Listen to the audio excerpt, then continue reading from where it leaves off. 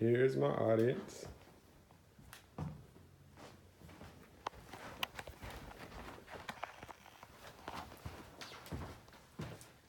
Hi, I'm Tristan Treadway, and my speech is titled Player Down, a discussion on football-related injuries. Thousands of people tune in to view football, whether it be the NFL, college, or high school sports. Many people don't realize the impacts that football takes on the player's body. Football is a very high-speed contact sport that requires athletes to be in top shape. Even with the best level of endurance and the most protective and preventative measures, injury in football is very common. It's important to recognize why injuries are common in the sport.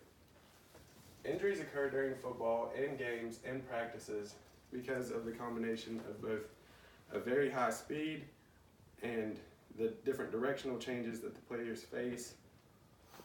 And it's also a full contact game. It's the only sport where players run at each other without stopping. Football is a game that players are brought to the ground by others, or they attempt to resist being pulled down by others constantly. This makes certain areas of the body very prone to injury. Smaller extremities, limbs, those can be pulled certain ways, and they're very prone to injury. In football, you see a wide variety of lineup of players.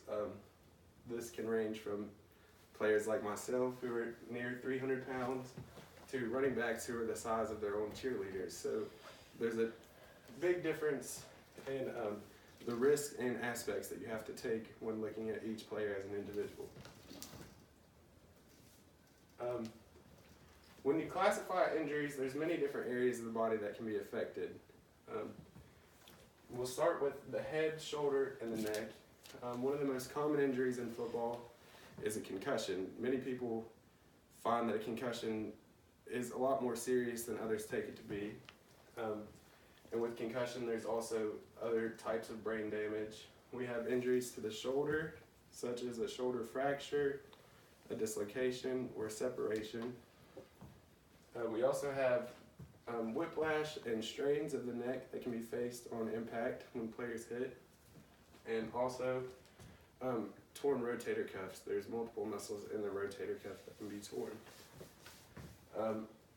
Players are often stopping themselves or each other with their hands and putting them on each other, so hand injuries are not very rare. Sprains of the wrist and of the fingers are common. We also have fractures and breaks and dislocations of the finger. And many players will feel tendonitis in both their wrist and phalanges. We also see many players, this especially affects larger players, who injure both their knee and their leg. The ACL and PCL, those are the major ligaments in your leg. Those are torn very often in football. We also have torn and ruptured meniscus and the pull strain or tear of a hamstring. That's very common in football. A groin pull and shin splints are not injuries that many people think of, but they can be nagging and they happen very often in football. And also your calf muscles can be pulled or strained, and there's many other, but these are the most common that we see in the leg. Moving on, we have the injuries of the foot and the ankle. Obviously, ankle sprains, you change directions very often in football, so it's easily to sprain your ankle. Tendonitis in your Achilles tendon. Also, turf toe, blisters, and sores. Those are also other minor injuries, but occur very often. Broken tarsal bones and metatarsal bones. Getting your foot stepped on or moved a different way can break those bones. Injuries of the back are often more serious, but they don't occur as often, but players can face much pain in their lower back and also have herniated discs. And other football-related injuries not specific towards one certain area of the body. There's many types of strains and sprains.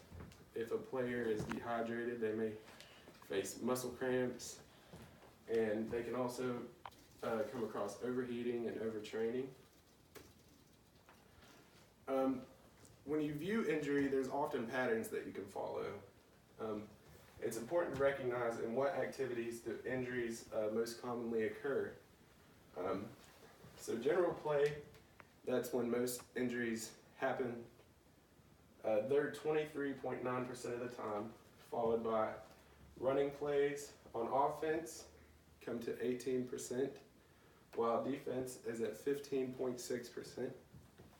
We also have passing plays at 14.9%, and special teams, that takes up 13.6% of total injuries. And acute contact, which is the small contact areas of the body, not plays necessarily, but that attributes to 24.1% of total injuries. And then players can also be injured by the field or the area in which they play in, and that's greater than 7%. And who is commonly affected by these injuries? The three most popular players to get injured are actually linebackers at number 1 at 13.5%, and running backs and receivers at 11%. Then quarterbacks following up at a small 5.8%. There's many suggestions for players and coaches to help prevent injury, and although it's not perfect, these methods help players have a better understanding of what they can do to minimize their chances of being hurt. They should have unrestricted access to water during practice so they're properly hydrated, they don't have cramps. There should be a specific limit on time between 2-a-day practices. There should be about a 2 or 3 hour limit in between so the players don't grow to be exhausted. Athletes should always be physically ready. They should have the top level of endurance. If they're not ready to play, they're definitely going to get injured. It's important to have physicals and make sure that you're up to date with your medical needs. Gear is very important. It's what protects your bare body from getting hit. If your gear is not properly fitting, or if it's too big or too small, it can have an effect on if you get injured. It's very important to tackle with your head up and do not lead with the crown of your helmet. This can cause many injuries of the head and neck. And it's important to stay active during your breaks, so don't be lazy on your time off. And coaches and staff, it's very important for them to incorporate stretching to help activate the muscles, and to also strength training to make sure that athletes are in good shape. And in conclusion, throughout football, the players and both the coaches and officiates have adopted a wide variety of new rules, regulations, equipment, and different measures to help prevent serious injury. But even with all these added things, injury in football is a very common thing.